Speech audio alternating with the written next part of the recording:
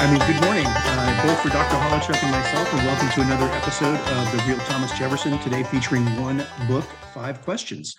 The aim of the show is to get real about Thomas Jefferson, to disclose the man behind his many spectacular deeds, the Declaration of Independence, the Bill for Religious Freedom, the University of Virginia. We aim especially to steer clear of and often debunk the scurrilous narratives of today's Jeffersonian revisionists, and to offer instead a depiction of Jefferson based on traditional fact-following methods, not immune to the incommodious evidence, and answerable to, not oblivious of, the criticism of other scholars. Today, I'm in Sally Hemings' bedroom, by the way. It's the middle of winter, and the bed's over there by the door. Jefferson won't even allow the door to be closed, and just a little tiny fire, says he wants her to be cold all the time. He's a mean guy. That's his privacy too. That's right. Today, in an episode of One Word, 5 Questions, we do one book, 5 questions, and we look at the Colonel's book, Framing a Legend, Uncovering the Distorted History of Thomas Jefferson and Sally Hemings.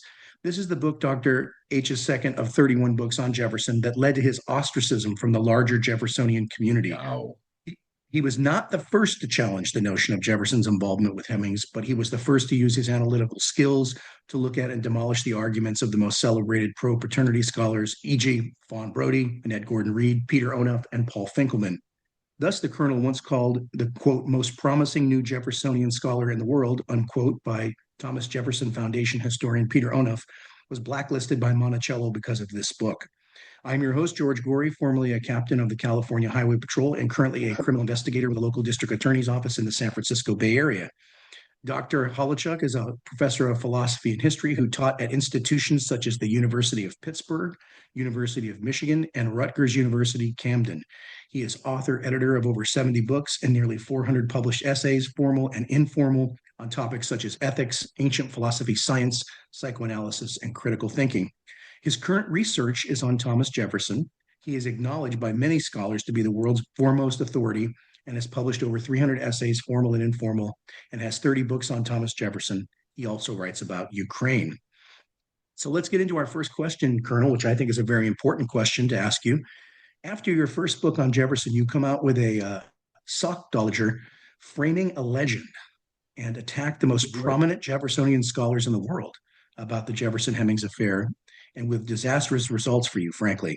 What were you thinking in this debate here? Did it not occur to you that it might be to your advantage, so to speak, to suck up to Peter Onuff and his minions and then go on the attack after having established yourself with them? Yeah, sockdolager. I like that. It's a good word. Sockdolager. Hey, yeah, boy, it's like a boxing match, and you've already got me on the ropes in the first round here with this question. Right. I mean, why didn't I suck up? I mean, yeah, I was on friendly terms with Pete Onuff, who was the Thomas Jefferson Foundation scholar at the time, and we're actually supposed to meet at one point. And this was in my marital days. I was married at the time, and he asked me, well, why do you want to meet me? And I said, well, so I was just doing Jefferson, early 2012 or something like that. And I said, you know a lot more about Thomas Jefferson than I do. And I said, frankly, I'm going to be the next big thing on the menu, so you ought to get to know me. Full of myself and spewing arrogance all over the place and stuff. But that's just, that's the way I am, I guess. When I do something, I want to do it well. And I know when I knew that when I got into Jeffersonian scholarship, I'm going to go into it, hook, line, and sinker, as the metaphor goes, and do it really well. Hopefully that's the case, But anyways, there's a sort of, we talked about how Jefferson had his defining moment when his father died. He was 14 years old, and he had to decide whether he was going to hang out with the drinkers, smokers, card players, and people betting on the horses, or he's going to do something like be a lawyer or politician or even a planter and do something to benefit his fellow human beings. And he chose the latter. And he had role models like George Wythe, Peyton Randolph, and Dr. William Small from William and Mary College. I got my stupid cat caterwauling annoyingly in the background. And I had the same choice to make. I wrote my dutiful correspondence, philosophical essays on Jefferson. That book was a matter of having published a couple essays in journals. I'm thinking, well, why just publish in journals? Why not write a bunch of philosophical essays and publish them, which I did. And then I started reading uh, about scholars' obsession with Sally Hemings and Thomas Jefferson. And as I got into that literature, I realized it's just a bunch of bullshit. There's lack of logic. It turned me off so much, and I could not understand why that such an amazing person like Thomas Jefferson, all people want to write about is Sally Hemings. And as I got into it, I realized there wasn't a lot of meat on the bones when it came to the argument that Jefferson fathered Sally Hemings' kids. So I didn't suck up to ONIF. I didn't, and it led to my being blacklisted. Obviously, from they still don't have any out of my 30 published books. They don't have one for sale at Monticello. Isn't that incredible? It's Not incredible. one. They told me years ago that we consider books every year. We have a panel that says your stuff is really not all that relevant. Okay, I find that fascinating. But it could have been.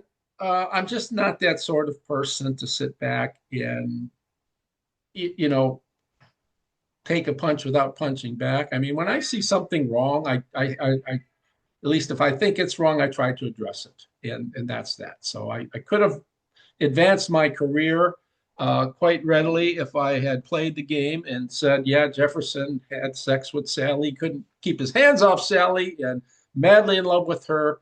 I would have probably had a very, very handsome career continuing to the present at some prestigious university. Sure. But I was taught better at Wayne State and University of Pittsburgh Philosophy Department to have to put truth above all other things. And so here we are. I'm now living in Sally Hemings' room after her death. Well, I think that just a little quick comment here. I really think that you're being a professor of logic and philosophy would make your sensibilities revolt to such illogic Absolutely. and really propaganda, a lot of it. So going on to question number two, it says, Well, the outline. and that's part of the reason why I think no one will ever debate me. Um, I agree. I I think think that's that's absolutely why. And I think that's absolutely why your books are not there either. They're too logical. Um, the outline of the book is really intriguing. There are two parts, one concerning framing the legend, with three chapters in which you critically discuss the books of Fawn Brodie, Annette Gordon Reed, and Andrew Burstein, former pupil of Peter Onuf, and the other concerning unframing the legend, in which you critically assess the shoddy historiographical methods of pro-paternity scholars. Why such a structure for the book? I don't know. I mean, so there was the framing of the legend, as it were. I was just, reviewing. I chose three fairly important books on Thomas Jefferson, pro-paternity books on Thomas Jefferson, Sally Hemings, that of Fawn Brodie. I think she published in 1975 in chapter one. And I go to Annette Gordon Reed's two books at the time. She now has a third with P.D. Onuf, and then Andrew Burstein, about whose argument I'll talk about a little later in this interview. And I thought, to do a sort of a chapter on each, a sort of book review, and look at the main arguments for pro paternity. And Brodie's stuff was really pretty bad because she was a sort of armchair psychotherapist, psychoanalyst. She was not trained in the methods, but she used psychoanalytic techniques to show that Jefferson, had an affair with Sally Hemings. One of which is that Jefferson is writing, I think it was in Notes on Virginia, and he uses the word um, talking about the soil. He talks about the soil having a sort of mulatto color, and for Brodie, that's just evidence, clear-cut evidence that he's thinking about Sally Hemings at the time. It could be that the soil just looked mulatto in color. That's a simpler explanation. Um, Another argument she gives is some time that Jefferson talks about retiring from politics, returning home, and being, sitting at the fire with his beloved daughter Martha, and that was for Brodie evidence of Jefferson wanting to have sex with his own daughter. It's just astonishingly, pathetically bad argument, and Of course, it sold a lot of books and probably continues to sell, but that really, it's not honest scholarship, right? So the first three chapters, I look at Fawn Brodie, Annette Gordon Reed, and Andrew Burstein and tease out their arguments. And then I take to destroy their arguments. At least I think I've done that pretty well. And then the last three chapters, I look more broadly at the literature in general, and I look at specific sorts of fallacies. Fallacy is a bad argument, an argument that's uncogent, fails to convince. It is bad because it lacks the sort of evidence that it's needed to be a good argument, right? And so I look at things like the DNA evidence. I look at things like the Bayesian argument, the mathematical argument that shows there's only one chance in 100 that Jefferson didn't father all the kids. And it's all typically bad arguments that are put forth by the pro-paternity people to make the case that Jefferson had to be the father of all the kids. The most compelling argument today by Monticello was in 2018 by Leslie Greene Bowman. Is just that Jefferson was the father. End of story. He just was the father. She says we're not going to look at this anymore. We're just declaring it by fiat, by decree. He was the father. End of story. We don't need any evidence. The evidence is so overwhelming, we'd call it a fact. Which that forced me to move to Virginia to try to attack it.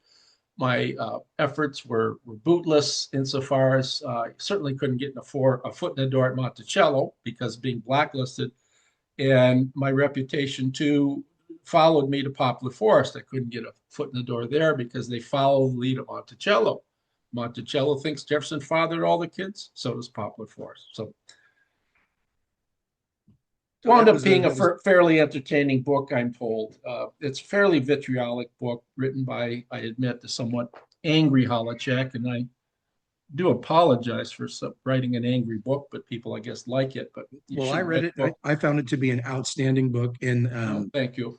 And I've been in law enforcement a long time, and you do criminal investigations. Hopefully, if you're a good investigator, you deal in logic and facts and evidence and reason, and which you did.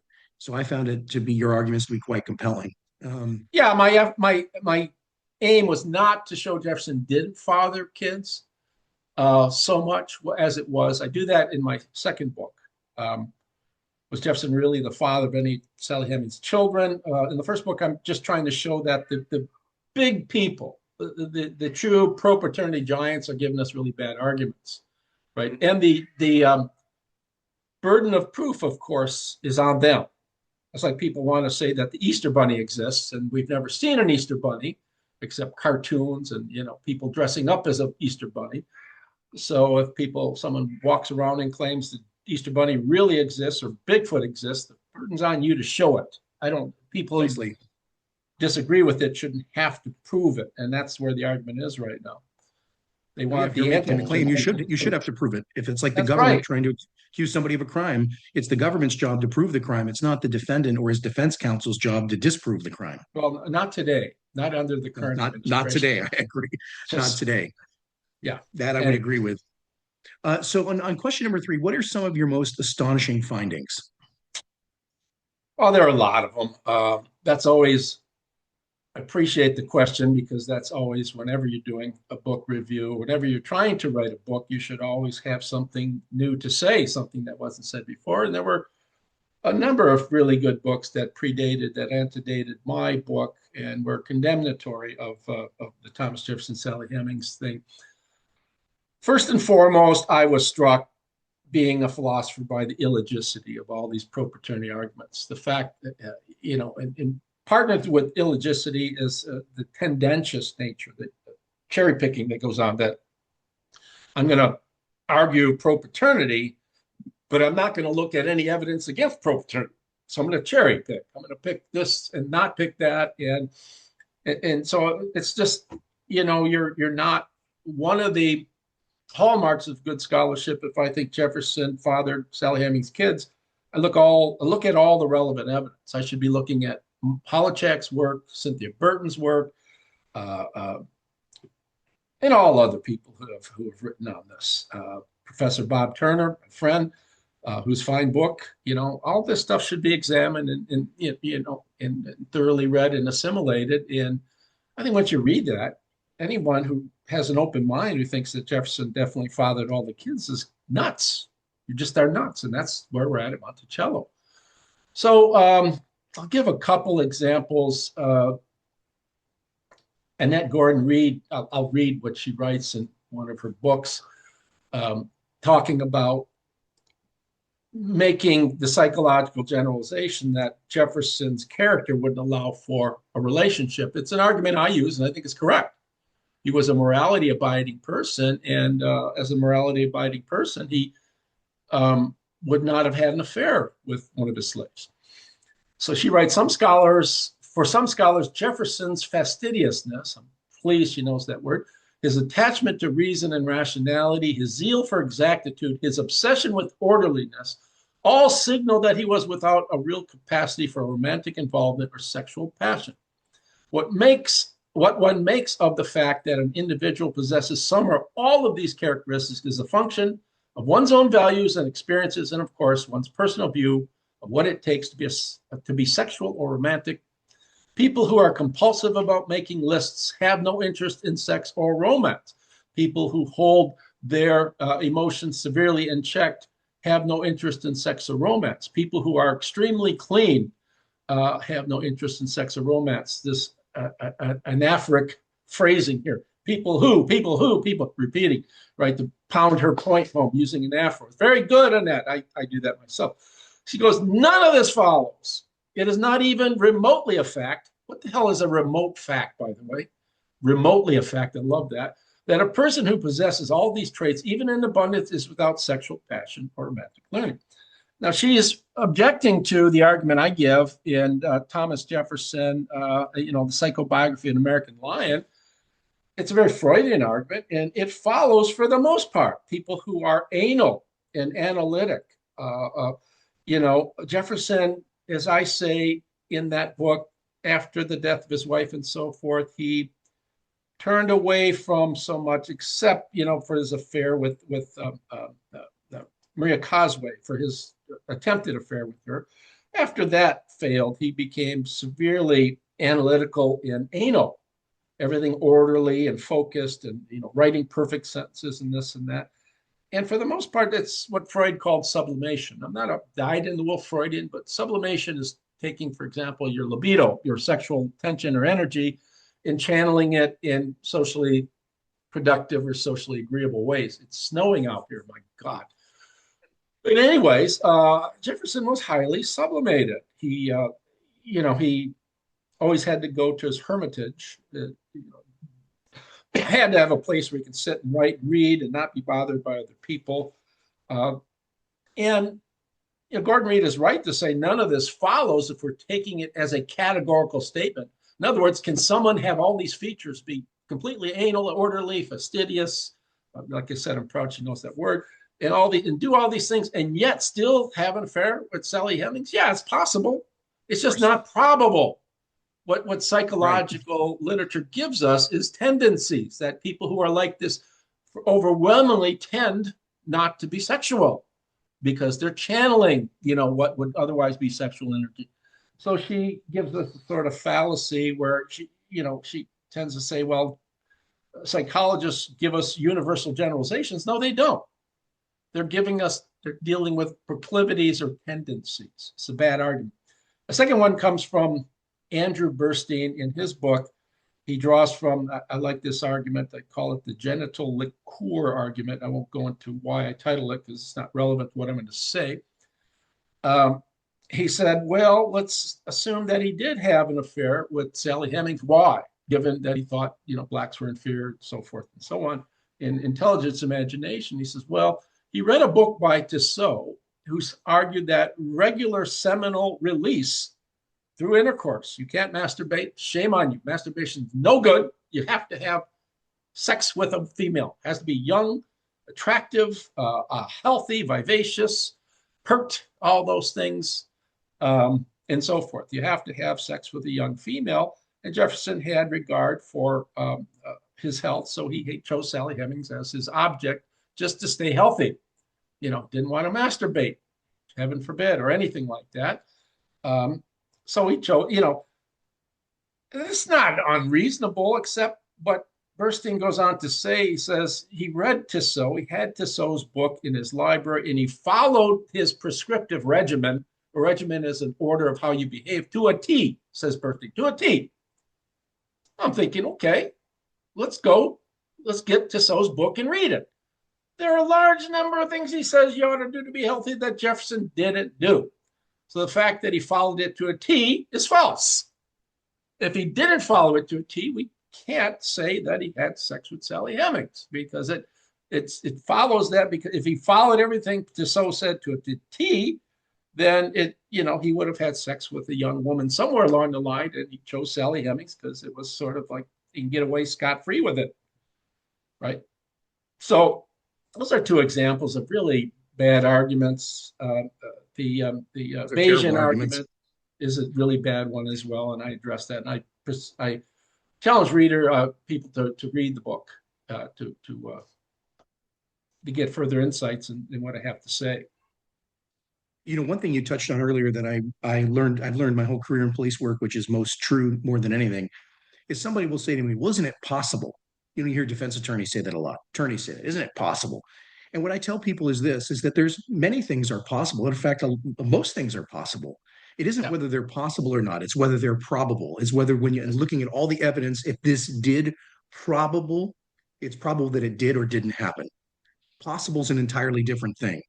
Possible. You make an excellent point, George, Captain, because possibility means nothing. I mean, absolutely nothing. In logic, and you're a very logical person, I can tell, just bringing up that point. I always I wrote in my book on critical thinking and philosophy, I said, always, whenever you hear, like in advertisements, say, you see the word could or possible, run away from it. Yeah, because someone's trying to buffalo you. Someone's trying to bullshit you. It could be that. Yeah, it could be. It could be. I wrote an essay, fairly fine one, and it was very persuasive, that Jefferson had sex with James Hemings, right? Because a letter he wrote where he's talking about he needed a new attendant, and so he wrote it in such a way, and I underscore the fact that these words have sexual implications if you look at it that way. Or if you don't look at it that way, it's just saying I need someone new attendant, right? So I wrote this article that I published at Abbeville, and I said, Jefferson, did he have sex with James Hemings? Or is it John Hemings?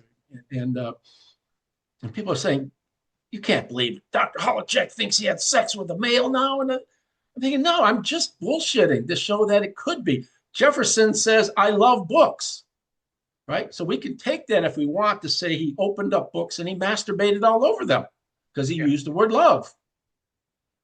It's just at some point people get stupid, and stupidity sells books. So it certainly does. Yeah, and I leave it at that. The point is that there could, if you go to the backside of the moon, right, which we've never looked at thoroughly, and dig 100 yards deep, you might find breaches. It could be there. Possible. Yeah, could be there. We just haven't done it. But if you really believe that, you're a fool. So you make a great point. In the logic of possibility, it's not very.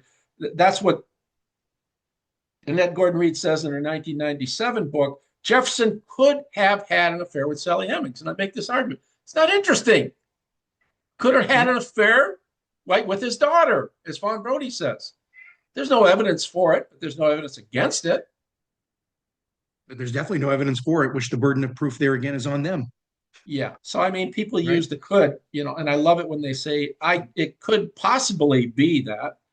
Talk about errors of redundancy, could and possibly in the same sentence, which bristles my skin. We shouldn't be dealing in possibilities, but, proof. So question number 4.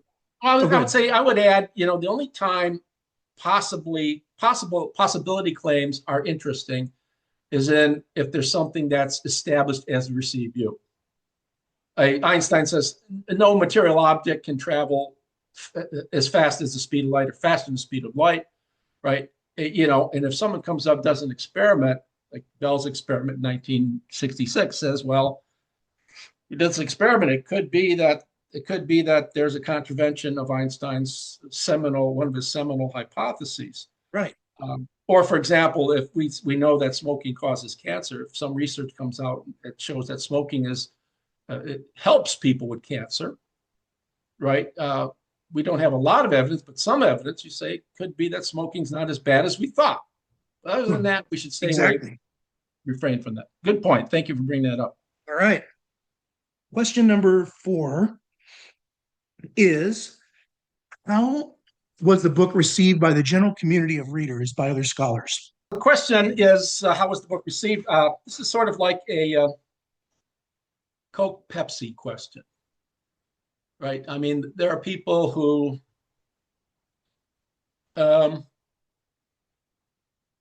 for example, there are people who think he fathered the children, and no matter what evidence you're going to put forth, throw at those people, they're going to still think he fathered the children. And then there are people think that he didn't father the children.